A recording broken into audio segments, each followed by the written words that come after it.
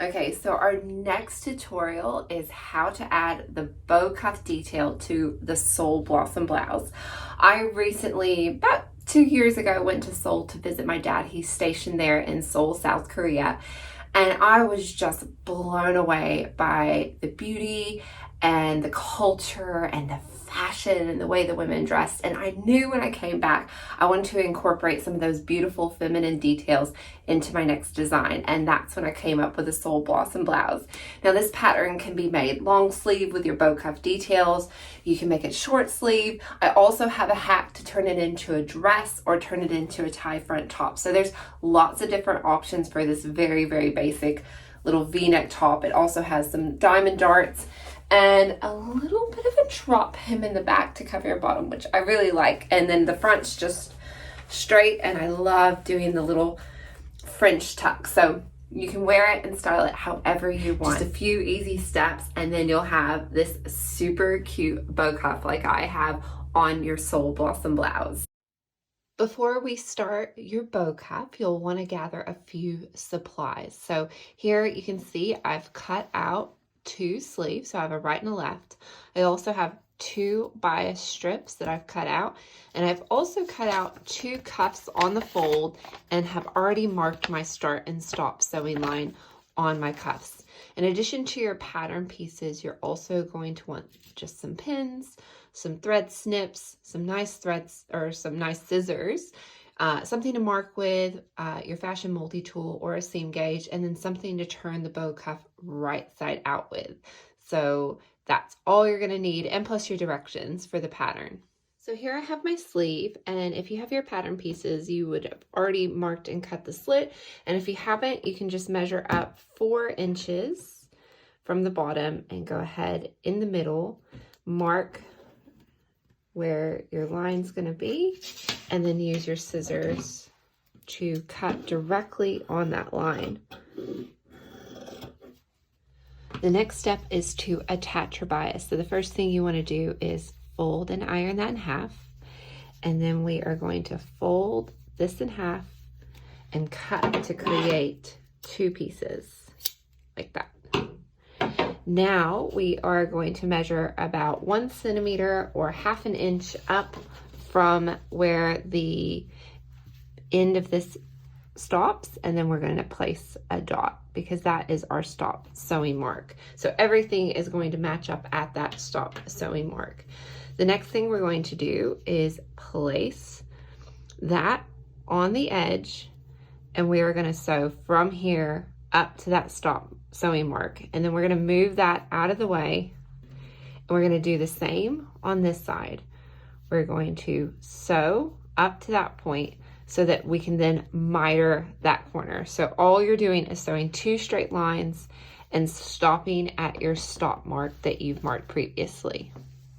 Okay, so I've already sewn down that side, and to just make sure you're going in the right direction, I like to fold that at a 45-degree angle, give it a little finger press, and then bring it back here. So you're technically stopping on that line. So we're going to just wanted to show you a closer look at what I've done. So here I've sewn right to that point, and to get the point, I've folded this back at a 45-degree angle, gave it a little bit of a finger press on both sides so that when I go to stop, I'm stopping right there at where you can see the creases. And I'm going to do the same thing on this side as well, so that when I place these together, I have a line to follow.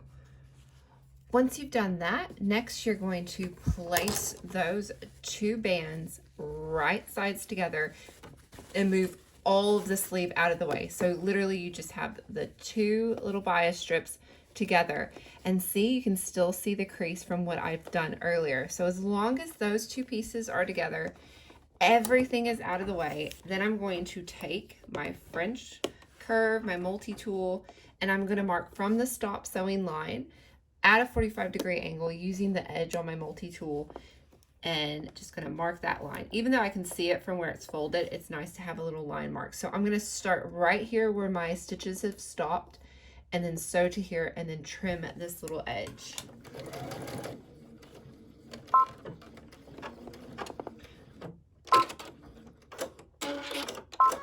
And then once I'm done with that, before I do anything, I just like to check make sure it turned out really nicely, and then I'm gonna trim that bulk.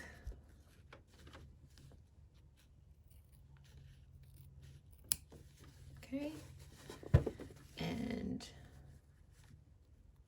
trim the end and that little corner there, and then you can press all of that open, and now it's ready to flip to the inside of your garment, and it gives you a really nice clean point.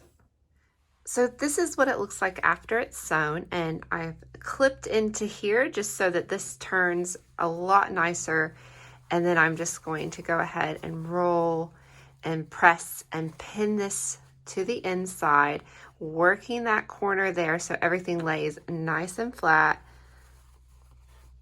And then you're just going to pin and sew close to this edge. So I have that already done here, and you can see how nice it looks from both the inside and the outside. It just looks absolutely stunning and gives you a really, really nice finish.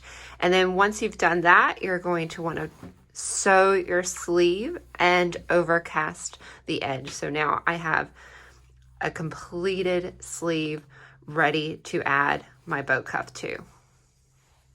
Your next step is to take one of your bands and you're going to fold it right sides together. And here I have 2 pins at my starting and stopping point. And then I've gone ahead and pinned all the way here. And what I'm going to do is I'm going to start at this pink pin, and I'm going to sew down, pivot, and then come to the corners. And then I'm going to repeat the same for the opposite side. This is what it's going to look like once it's sewn. And then you're going to take your little scissors and just clip those corners to reduce any of the bulk in the seams. Now we want to turn this side right side out. So you can use a safety pin or some sort of a turning tool where you just place it on and then push it and then pull it onto the other side. So whatever turning tool you have available to you, that's what you'll want to use. And then you'll want to give it a really nice roll and press like I've done on this side. And then also here where there's an opening, you'll also want to fold those edges in the same amount as your seam allowance and give that a really nice press as well. So I'm just turning under those edges and giving it a little press. For your last step, what we're going to do is we're going to take this and we are going to place it into our opening. So I like to find where the middle is of these and then place that over the middle of that back seam and then put a pin. And then I'm going to, and I'm lining this up with a seam allowance on the inside of this opening so that I know it's far enough down. And then I'm going to open that up and stick that into the hole and place a pin. And then I'm going to roll this over to that side and do the same thing. So opening this up, laying that raw edge to the inside of our opening, making sure it's nice and flat.